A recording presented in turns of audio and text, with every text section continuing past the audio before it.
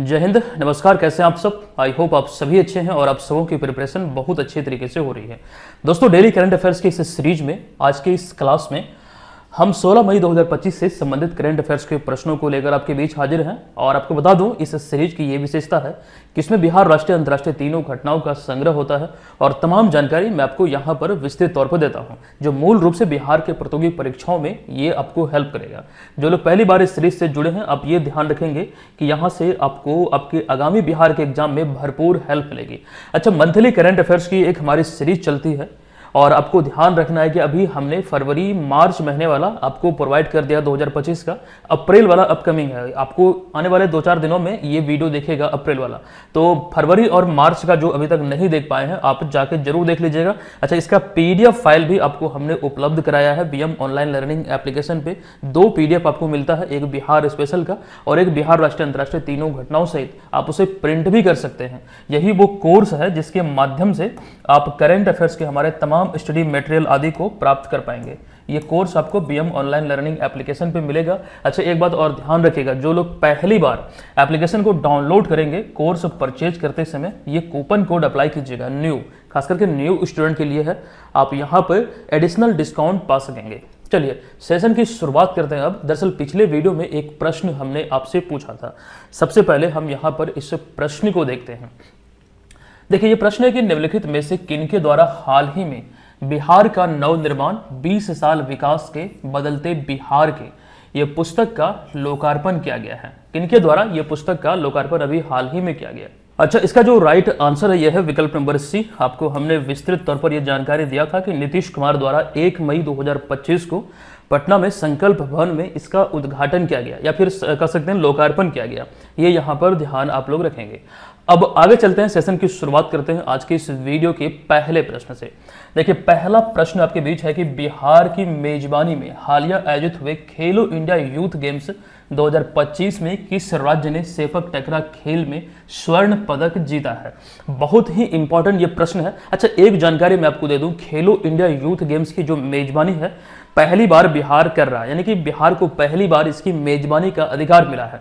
और ऐसे में कई सारी जानकारी ऐसे तो हम आपको देते आए हैं, लेकिन इसका एक स्पेशल वीडियो कल तक आपको मिलेगा, उसे जरूर देख लीजिएगा। पूरी की पूरी जानकारी इस खेल से संबंधित, बिहार की मेजबानी में जो आयोजित हो रहा है और बिहार को जो पदक मिला है, वो कंप्लीट इंफॉर्मेशन आपको मिल जाएगा। फिलहाल यहाँ पर अगर हम बात करें तो इस खेल प्रतियोगिता में जो सेपक टकरा खेल है, इसमें स्वर्ण पदक किस मतलब राज्य को मिला है? तो राइट आंसर है विकल्प नंबर ए, यानी कि अपना बिहार ने सेपक टकरा खेल में स्वर्ण पदक यानी कि गोल्ड मेडल जीता है। अच्छा, इस प्रश्न के एक्सप्लेनेशन पे हम जाएं उससे पहले आपको बता दूं, अभी हाल ही में रिसेंटली सेपक टकरा वर्ल्ड कप का आयोजन बिहार की मेजबानी में हुआ था और ये बहुत इंपॉर्टेंट है। वो चीजें अभी आप देखने वाले हैं, हालांकि हम पहले आपको बतला भी चुके हैं। देखिए, यहां पर एक्सप्लेनेशन की बात करें तो खेलो इंडिया यूथ गेम्स का ये 7वां संस्करण है, जिसका आयोजन बिहार में पहली बार 4 से लेकर 15 मई 2025 तक किया गया है।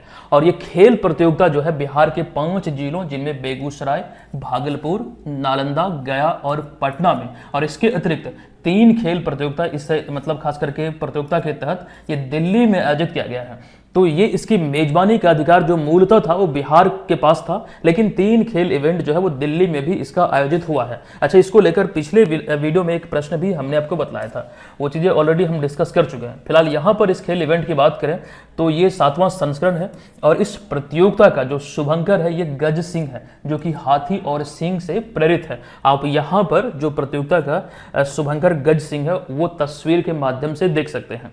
अच्छा, इस प्रतियोगिता में सेपक टकरा खेल में फाइनल मुकाबले में बिहार की पुरुष टीम ने मणिपुर को 2-0 से हराकर स्वर्ण पदक अपने नाम किया है। एक चीज समझिएगा, यहां पर एक्चुअली प्रश्न किया था कि बिहार की मेजबानी में हालिया आयोजित खेलो इंडिया यूथ गेम्स 2025 में किस राज्य ने सेपक टकरा खेल में स्वर्ण पदक जीता है? यहाँ पर प्रश्न में थोड़ी सी मिस्टेक हुई है, उस चीज को सुधार कीजिएगा। हम यहाँ पर बात कर रहे हैं मेंस कैटेगरी की। मेंस कैटेगरी में स्वर्ण पदक अपने नाम किया है बिहार ने, किसे हराकर? तो आपको ध्यान रखना, मणिपुर को हराकर। वहीं पर वुमेन्स कैटेगरी अगर बालिका वर्ग में बात करें तो फाइनल मुकाबले में बिहार को मणिपुर से शिकस्त मिली और बिहार को फीमेल कैटेगरी में रजत पदक यानी कि सिल्वर मेडल से संतुष्ट करना पड़ा है। देखिए पुरुष वर्ग में मणिपुर को हराकर बिहार जीता, लेकिन यहाँ पर महिला वर्ग में मणिपुर ने बिहार को हरा दिया। तो सेपक टकरा खेल को लेकर जो 2 पॉइंट यहाँ पर आपको मैंने बतलाया है, ये इस इवेंट के तहत आप ध्यान रखेंगे। अच्छा, इसके अतिरिक्त अगर हम रग्बी की बात करें तो इसमें शानदार प्रदर्शन करते हुए इतिहास रच दिया बिहार ने। दरअसल आपको ध्यान रखना है कि फाइनल मुकाबले में बिहार की बालक व बालिका टीम ने उड़ीसा को, देखिए यहां पर उड़ीसा को शब्द होगा, उड़ीसा को पराजित कर 2 स्वर्ण पदक पर कब्जा जमाया। यानी कि बालक और बालिका दोनों वर्ग में रग्बी खेल में इस खेल प्रतियोगिता के तहत गोल्ड मेडल जीता है। किसे हराकर? तो उड़ीसा को हराकर। अच्छा, इसके अतिरिक्त इस खेल से संबंधित एक और जानकारी है कि अलका सिंह जो कि सिवान की रहने वाली है, इन्होंने शॉटपुट स्पर्धा में शानदार प्रदर्शन करते हुए स्वर्ण पदक हासिल किया है। अच्छा, यहीं तक आपको सीमित नहीं रहना, क्योंकि ये पॉइंट जो है मुझे बहुत इंपॉर्टेंट लगा है, क्योंकि इस खेल में बिहार के नाम ये पहला स्वर्ण पदक है। तो इसलिए यहां पर यह शब्द लिखा गया कि वह इस खेल में स्वर्ण पदक जीतने वाली बिहार की पहली एथलीट बन गई है। ये सभी पॉइंट देखिए, बिहार सरकार इस समय खेल और खेल प्रतियोगिताओं को लेकर, खास करके खेल और खिलाड़ियों को लेकर विशेष तौर पर बहुत ज्यादा प्रतिबद्ध है। बहुत सारी घोषणाएं हुई है और ऐसे में आपको यहां पर यह ध्यान रखना है कि जितने भी इवेंट होते हैं, मूलतः अगर हम देखें तो ये अभी खेलो इंडिया यूथ गेम्स का 7वां संस्करण बिहार में आयोजित हुआ, तो बिहार के लिए एक बहुत बड़ी गर्व की बात है। यहां से आपके किसी भी एग्जाम में मान के चलिए कि एक प्रश्न जरूर देखने को मिलेगा, और मैं पुनः दोहरा दूं, इसका एक सेपरेट वीडियो मैं आपको देने वाला हूं, जल्द ही वो आपको मिल जाएगा, उसे जरूर देख लीजिएगा। चलिए, यहां पर फिलहाल इतनी जानकारी इस समय आपके बीच हमने रखा है, इसे ध्यान आपको रखना है। आते हैं दूसरे प्रश्न पे। देखिए, दूसरा प्रश्न है कि महिलाओं की सुरक्षित यात्रा के लिए हाल ही में किस राज्य सरकार ने पिंक बस सेवा का संचालन शुरू करने का फैसला किया है? देखिए, इस तरह की सेवा बहुत जगहों पर पहले से संचालित है, लेकिन एक्चुअली मई 2025 में देखें तो ये शुरू करने की जो घोषणा है वो बिहार सरकार द्वारा किया गया है। अतः यहाँ पर विकल्प नंबर सी इस प्रश्न का राइट आंसर हो जाएगा। अब यहाँ पर ध्यान दीजिएगा, बिहार सरकार द्वारा महिला यात्रियों को सुरक्षित व आरामदायक यात्रा सुनिश्चित करने के उद्देश्य राज्य में पिंक बस सेवा के संचालन का फैसला किया है। दरअसल आपको ये ध्यान रखना है कि बिहार राज्य पथ परिवहन निगम की देखरेख में इसका संचालन पटना में जल्द शुरू होने वाला है।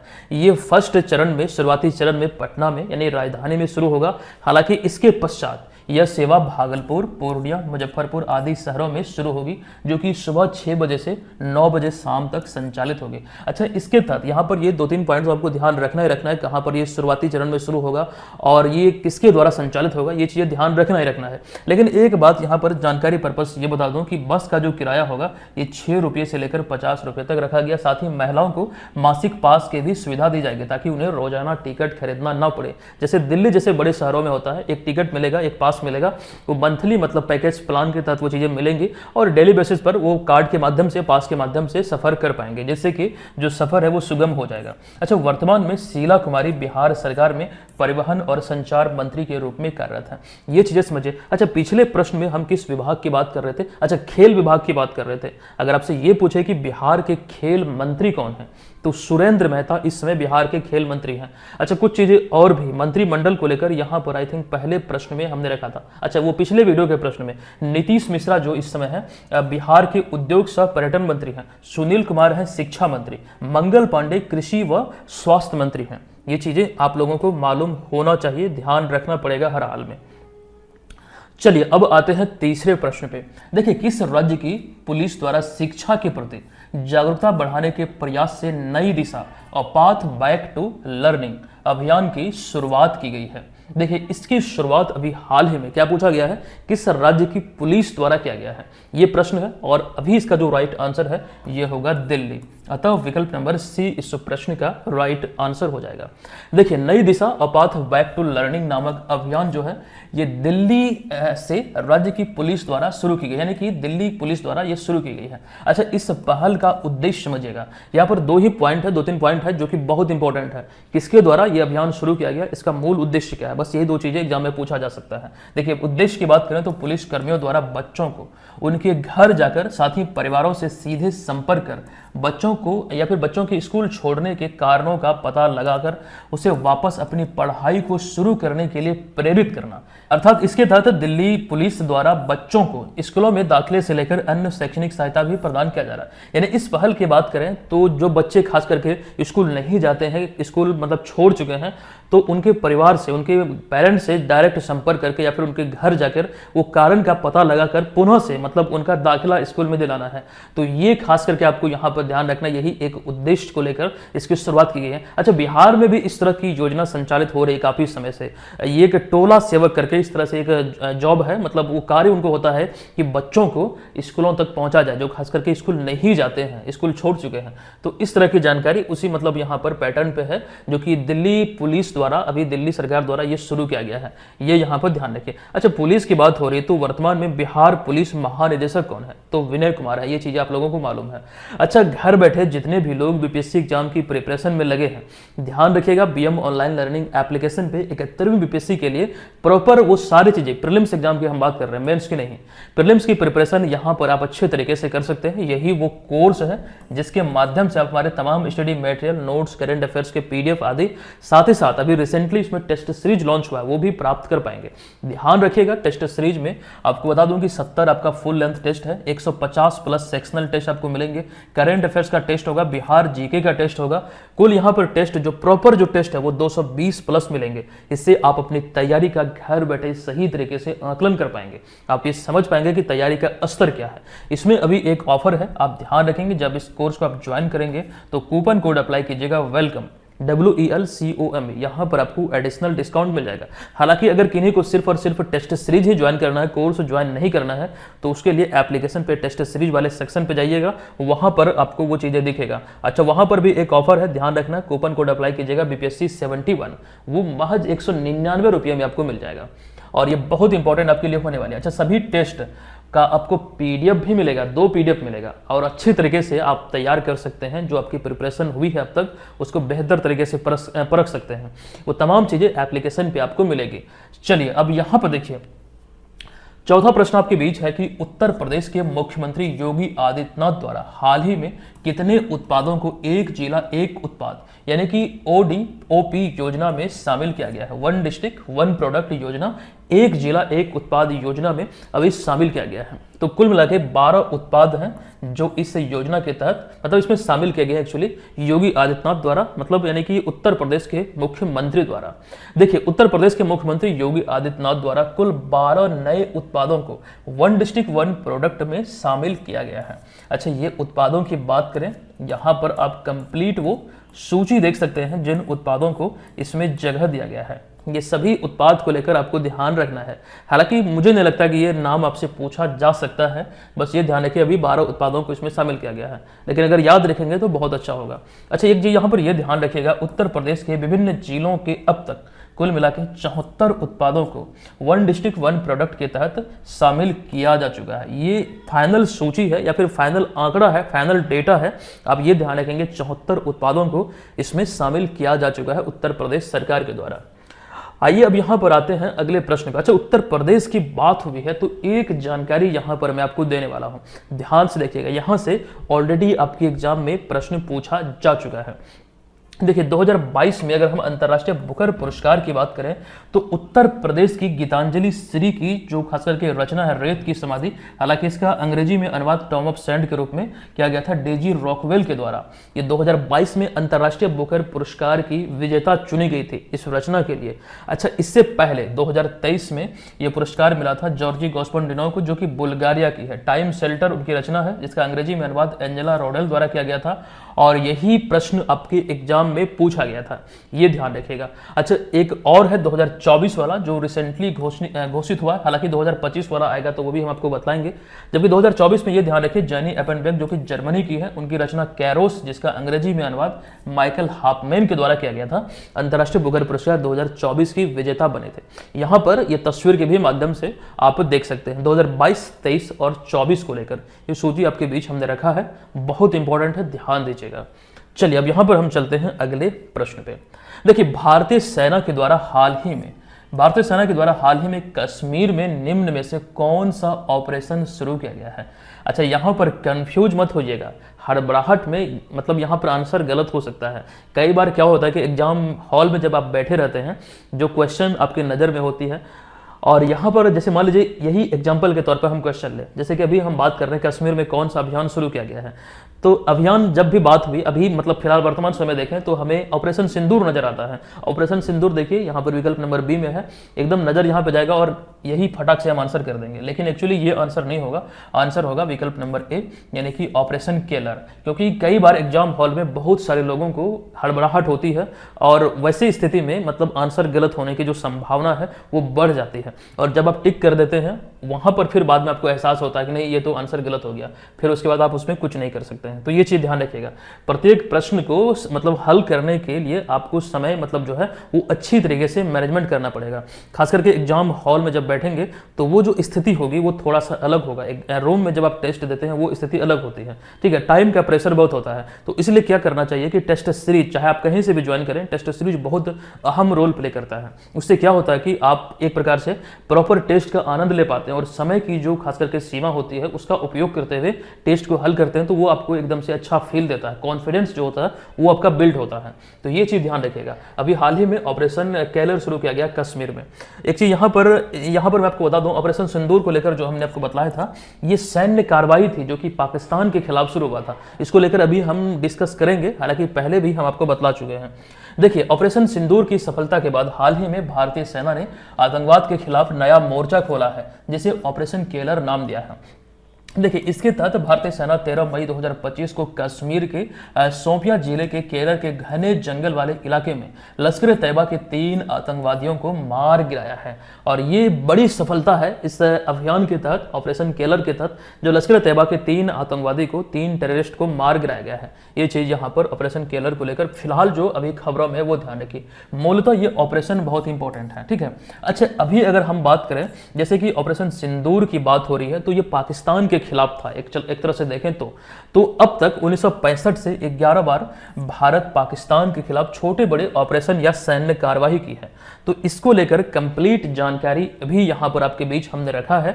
ये बहुत इंपॉर्टेंट है और ये कब कब हुआ है और उस ऑपरेशन का नाम क्या है इसको समझना है, ध्यान रखना है। क्योंकि ऑपरेशन सिंदूर, इससे पहले जितने भी ऑपरेशन हुए हैं इनमें कुछ ऑपरेशन बहुत ज्यादा मतलब सुर्खियों में रहा है। जैसे कि अगर उदाहरण के तौर पर ही देखें तो सर्जिकल स्ट्राइक जो 2016 में हुआ था, उसी प्रकार से ऑपरेशन सिंदूर अभी जो है ये पूरी देश और दुनिया में खबरों का विषय है और यहां से प्रश्न बनना स्वाभाविक है। मैं ये नहीं कहता कि ऑपरेशन सिंदूर ही पूछा जाएगा, लेकिन ये कंप्लीट सूची आपको ध्यान रखना है। 1965 में पाकिस्तान के खिलाफ पहला जो सैन्य कार्रवाई था ये ऑपरेशन रेडल, और उसके बाद ऑपरेशन एल्वेज 1965 में ही, ऑपरेशन कैक्टस लिली, फिर उसके बाद ऑपरेशन ट्राइडेंट, फिर operation python, operation Meghdoot, operation Vijay, operation Safed Sagar, surgical strike, फिर ऑपरेशन बंदर, और अभी रिसेंटली 2025 में ऑपरेशन सिंदूर सैन्य कार्रवाई के रूप में ये मतलब भारत द्वारा पाकिस्तान के ऊपर किया गया है। तो ये चीजें समझिए, 1965 से अब तक कुल मिला के 11 बार सैन्य कार्रवाई किया है भारतीय सेना ने पाकिस्तान के खिलाफ। चलिए अब यहां पर आते हैं अगले छठे प्रश्न पे। देखिए, हाल ही में मध्य प्रदेश और महाराष्ट्र के बीच किस नदी पर मेगा रिचार्ज परियोजना बनाने का पहल किया गया है? इस तरह के जो प्रश्न होते हैं, जो संयुक्त पहल होता है, संयुक्त परियोजना होता है, आपने प्रीवियस वर्षों के प्रश्न पत्र में देखा होगा, खास करके पहले के समय में इस तरह के पैटर्न वाले प्रश्न बहुत पूछे जाते थे। तो फिलहाल उसी दिशा में यह प्रश्न है, ये जो परियोजना है मेगा रिचार्ज परियोजना किस नदी पर यह मतलब तैयार किया जा रहा है? देखिए, इस नदी का नाम है ताप्ती। विकल्प नंबर बी इस प्रश्न का राइट आंसर होगा। देखिए, मध्य प्रदेश और महाराष्ट्र की सीमा पर, ये 2 राज्य हैं, इसकी सीमा पर ताप्ती नदी पर हाल ही में मेगा रिचार्ज परियोजना बनाने का पहल किया गया है। अच्छा, ये परियोजना ताप्ती बेसिन मेगा रिचार्ज परियोजना के रूप में जानी जाएगी, जिसका लक्ष्य महाराष्ट्र और मध्य प्रदेश दोनों राज्यों में यानी कि दोनों प्रदेश में भूजल स्तर को बढ़ाना, जिसके निर्माण पर 19,000 करोड़ रुपए की लागत आएगी। इस परियोजना का उद्देश्य दोनों राज्यों में जो भूजल का स्तर है उसे ऊपर लाना है, उसे बढ़ाना है, और इस परियोजना पर 19,000 करोड़ रुपए की लागत आएगी और ये संयुक्त परियोजना है दोनों राज्यों की। अच्छा, इस परियोजना के अंतर्गत 480 किलोमीटर की नहरों का निर्माण किया जाएगा और इन 480 किलोमीटर में से मध्य प्रदेश में 210 किलोमीटर लंबी नहरें का निर्माण होगा, जबकि आपको ये ध्यान रखना रिमेनिंग जो होगा वो मध्य प्रदेश के अतिरिक्त महाराष्ट्र में होगा। अच्छा, ये 2 चरण में पूरा किया जाएगा इस अभियान को, जिस पर 19,000 करोड़ रुपए की लागत आएगी। अच्छा, एक चीज समझिएगा, मध्य प्रदेश द्वारा इस प्रोजेक्ट पर 38%, जबकि वहीं पर महाराष्ट्र द्वारा 62% की जो राशि है इन 19,000 करोड़ रुपए में से वो खर्च किए जाने को लेकर ये समझौता हुआ है। ये प्रावधान है कि इतनी जो मतलब खर्च करने की राशि का जो खास करके हिस्सेदारी होगा, जो जवाबदेही होगा, वो मध्य प्रदेश के पास होगा, रिमेनिंग 62% वो महाराष्ट्र के पास। अच्छा, एक पॉइंट यह है कि ताप्ती बेसिन मेगा रिचार्ज परियोजना से मध्य प्रदेश के खंडवा और बुरहानपुर जिले, साथ ही साथ महाराष्ट्र के 4 जिले जिनमें कि अमरावती, अकोला, बुल्ढाना, जलगांव को फायदा होगा। अच्छा, एक चीज समझिएगा, ये पॉइंट हमने इसलिए भी यहाँ पर रखा है कि एक इंपॉर्टेंट जानकारी हम आपको देना चाहते हैं। फिलहाल ऐसे तो ये इंपॉर्टेंट है ही, क्योंकि इस तरह की चीजें आपको इंटरव्यू में भी पूछा जा सकता है कि जो परियोजना है इससे किन 2 राज्यों को हेल्प मिलेगा, और थोड़ा डीप में जाएगा तो वहां पर कौन कौन से जिले हैं जिसको हेल्प मिलेगी, मदद मिलेगी। जैसे कि मान लीजिए कोई ग्रीनफील्ड एक्सप्रेस है, बिहार में बन रहा है, तो इस संदर्भ में प्रश्न बनता है कि कितने जिलों से होकर गुजरेगी, कितने जिले के लोगों को इससे फायदा होगा।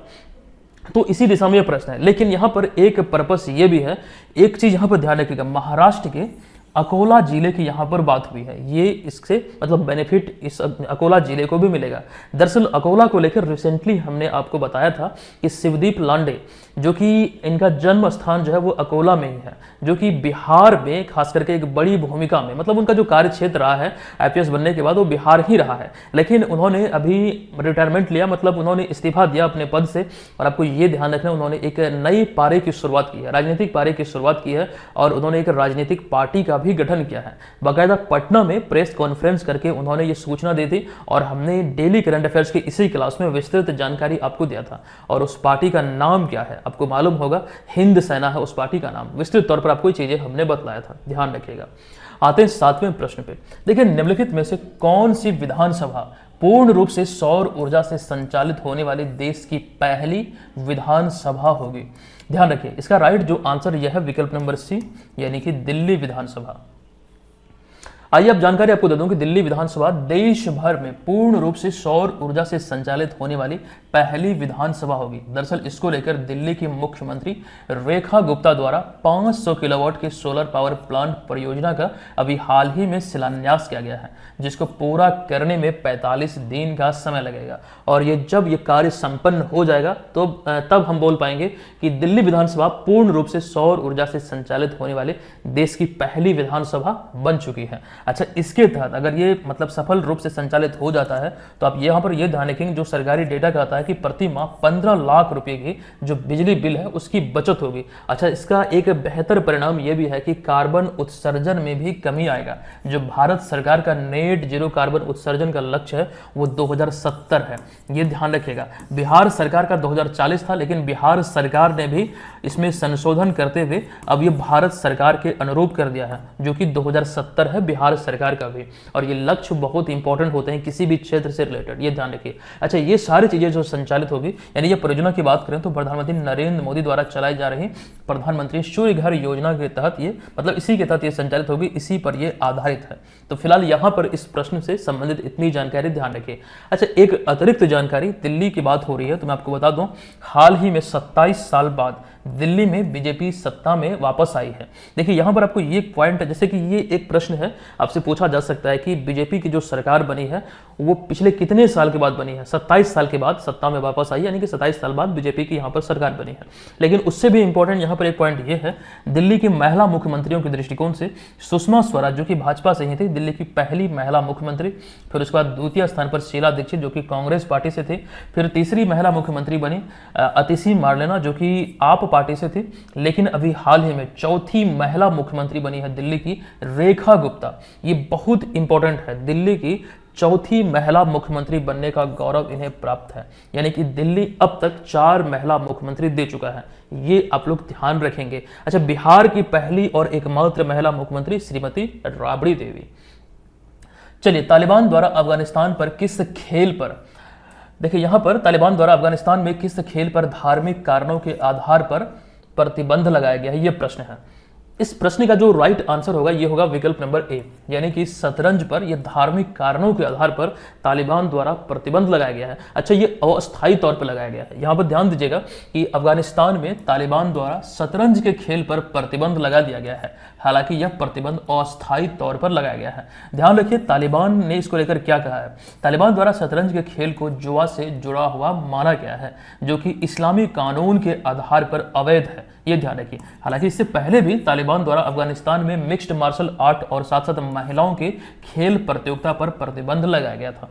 ये दोनों मतलब जो बैन है वो पहले लगाया जा चुका है, लेकिन अब इसमें शतरंज को भी तालिबान द्वारा जोड़ दिया गया। ये कहा गया है कि ये जुआ का खेल है, मतलब वो जुआ से जुड़ा हुआ है और यहाँ पर ये इस्लामी कानून के आधार पर ये बिल्कुल गलत है, तो इसी आधार पर यह प्रतिबंध लगाया गया है।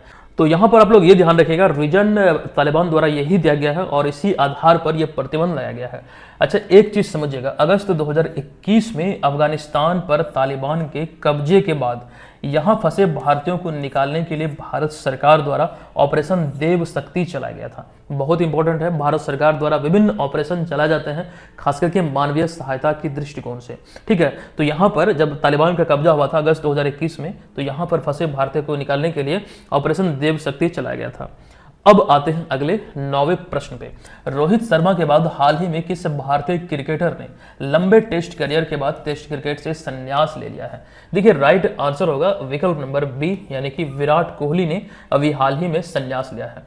14 वर्षों के लंबे टेस्ट करियर के बाद अभी हाल ही में टेस्ट क्रिकेट से ये संन्यास लिया। हालांकि वनडे और T20 खेलते नजर आएंगे, अभी टेस्ट क्रिकेट से रोहित शर्मा और विराट कोहली संन्यास लिए हैं। अच्छा, उन्होंने अपना पहला टेस्ट 2011 में वेस्ट इंडीज के खिलाफ खेला था। जो इंपॉर्टेंट कुछ बेसिक सी जानकारी है वो आपके बीच हमने रखा है। अच्छा, यहाँ पर ये जानकारी ऑलरेडी आपको दे चुके हैं हम कि महान क्रिकेटर रोहित शर्मा ने भी हाल ही में टेस्ट क्रिकेट से संन्यास की घोषणा की थी। फिलहाल यही जानकारी है। अच्छा, ये ध्यान रखिएगा, मैं कई बार ये चीज दोहरा चुका हूँ कि क्रिकेटर कोई भी हो, जब वो संन्यास लेते हैं तो एग्जाम में प्रश्न बनता है। पिछली बार बीपीएससी एग्जाम में अगर हम इस तरह के प्रश्न की बात करें तो महेंद्र सिंह धोनी जब संन्यास लिए थे उसके कुछ क्षण बाद सुरेश रैना ने भी संन्यास की घोषणा की थी क्रिकेट से, अंतर्राष्ट्रीय क्रिकेट से, और वो प्रश्न एग्जाम में पूछा गया था।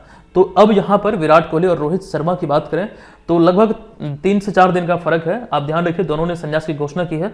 और टेस्ट क्रिकेट से, जो आईसीसी क्रिकेट की अभी वर्तमान में सर्वोच्च संस्था है, 3 फॉर्मेट में टेस्ट क्रिकेट का आयोजन करती है। एक तो होता है सबसे छोटा फॉर्मेट T20, फिर वनडे, फिर टेस्ट। तो टेस्ट से संन्यास लिया है। अब अगला 10वां प्रश्न है कि अडानी ग्रुप और भूटान की ड्रुक ग्रीन पावर कॉरपोरेशन के बीच ऊर्जा सहयोग को बढ़ाने के लिए हाल ही में कितनी मेगावाट जल विद्युत परियोजना पर समझौता किया गया है? देखिए, इस प्रश्न की अगर हम राइट आंसर की बात करें तो ये जो परियोजना पर समझौता हुआ है ये 5000 मेगावाट की ये परियोजना है। विकल्प नंबर ए यहाँ पर राइट होगा। देखिए, अडानी ग्रुप और भूटान की ड्रुक ग्रीन पावर कॉरपोरेशन के बीच हाल ही में 5000 मेगावाट जल विद्युत परियोजना पर समझौता किया गया है। ध्यान दीजिएगा, इस समझौते का उद्देश्य भारत और भूटान के बीच ऊर्जा सहयोग को बढ़ाना, साथ ही साथ हरित और आत्मनिर्भर बनाना, ये इसका उद्देश्य है। और इसको लेकर आप ये ध्यान रखेंगे, यह परियोजना जो है ये भूटान की 2040 रिन्यूएबल एनर्जी रोड मैप के अनुरूप है, जो भूटान सरकार द्वारा पहले से निर्धारित है। जो एक्चुअली रोड मैप है इनका, इसके अनुरूप है, जिसमें कि ड्रुक पावर कॉरपोरेशन की 51% और अडानी ग्रुप हाइड्रो लिमिटेड की 49% हिस्सेदारी होगी इस परियोजना में, जो एक्चुअली अभी हाल ही में ये समझौता हुआ है दोनों को लेकर। जो खास करके ये रोड मैप है भूटान सरकार की, इसमें जो दोनों की सहभागिता इसे पूरा करने को लेकर के 51% किनकी है, तो ड्रुक पावर कॉरपोरेशन की, और फिर रिमेनिंग 49% ये अदानी ग्रीन हाइड्रो लिमिटेड की है, ये ध्यान रखिए। अच्छा, इससे भारत में स्वच्छ ऊर्जा अवसंरचना विकसित होगी, साथ ही यह ऊर्जा सुरक्षा को भी मजबूती प्रदान करेगा। तो फिलहाल यहाँ पर इस प्रश्न से जुड़ी हुई इतनी जानकारी है। ये समझौता हुआ है दोनों के मध्य, जो कि बहुत इंपॉर्टेंट है। अब आते हैं अगले प्रश्न पे। देखिए, हाल ही में 13 मई 2025 को भारत के 5वें राष्ट्रपति डॉक्टर फखरुद्दीन अली अहमद की कौन सी जयंती मनाई गई है? ये भारत के 5वें राष्ट्रपति थे। अभी हाल ही में 13 मई 2025 को इनकी 121वीं जयंती मनाई गई है। अतः विकल्प नंबर डी यहाँ पर इसका राइट आंसर है। अब अगला एक और प्रश्न है कि निम्नलिखित में से कौन सा देश पर्यटन में क्रिप्टो भुगतान को एकीकृत करने वाला दुनिया का पहला देश बना है? पर्यटन में क्रिप्टो करेंसी भुगतान को एकीकृत करने वाला दुनिया का पहला देश अभी हाल ही में भूटान बना है। अभी थोड़ी देर पहले भूटान की हम चर्चा कर रहे थे, यहाँ पर भी इस प्रश्न का जो राइट आंसर है वो भूटान ही होगा। अतः विकल्प नंबर सी इस प्रश्न का राइट आंसर है। चलिए, आज का ये सेशन यहाँ पर समाप्त होता है। अब हम आ चुके हैं आज के इस वीडियो के प्रश्न की ओर। ये प्रश्न है, केंद्र सरकार की हालिया आई एक रिपोर्ट के अनुसार बिहार के नदी डॉल्फिन की संख्या देश भर के कुल डॉल्फिन का कितना प्रतिशत है। डिटेल में ये जानकारी हम आपको दे चुके हैं। कमेंट बॉक्स में जाइए, हमें बताइए इस प्रश्न का राइट आंसर क्या होगा। जो नदी डॉल्फिन की बात हो रही है तो बिहार का जो मतलब संख्या है वो पूरे देश की संख्या कितना प्रतिशत है, आपको कमेंट बॉक्स में लिखना है। अच्छा, करंट अफेयर्स का यही वो स्पेशल कोर्स है जो बिहार के सभी एग्जाम में आपको भरपूर हेल्प देता है। यहाँ से आप अपनी तैयारी को बेहतर तरीके से संचालित कर सकते हैं। बड़े बड़े कोचिंग संस्थान में भटकने की बिल्कुल आवश्यकता नहीं है। एक नॉमिनल सा चार्ज पे 200-300 रुपया आप यहाँ पर मतलब ये कोर्स को आप ज्वाइन करके आप अपनी तैयारी को बेहतर तरीके से संचालित कर सकते हैं। एक नॉमिनल सा चार्ज पर आपके लिए उपलब्ध है। अच्छा, कूपन कोड भी आपको यहाँ पर मिल रहा है, आपको एडिशनल डिस्काउंट मिल जाएगा। इससे बेहतर आपको करंट अफेयर्स का मटेरियल कहीं नहीं मिल सकता है। हजारों लोग इसमें ऑलरेडी ज्वाइन किए हुए हैं, तो आप लोग भी ज्वाइन कीजिए। इसमें जो बेनिफिट है वो आपको बहुत हेल्प करेगा सफलता दिलाने में। मतलब इसकी जो विशेषताएं हैं कोर्स के, वो आपको बहुत हेल्प करेगा सफलता दिलाने में। ठीक है, हम मिलते हैं आपसे नेक्स्ट वीडियो में। कोई डाउट रह गया इस कोर्स से संबंधित हमें जरूर कॉल कीजिएगा, कुछ पूछना है तो। अच्छा, इसके अतिरिक्त जो टेस्ट सीरीज को लेकर हमने जानकारी दिया था, आप लोग चाहें तो ज्वाइन कर सकते हैं। हम मिलते हैं आपसे नेक्स्ट वीडियो में, तब तक के लिए धन्यवाद। जय हिंद।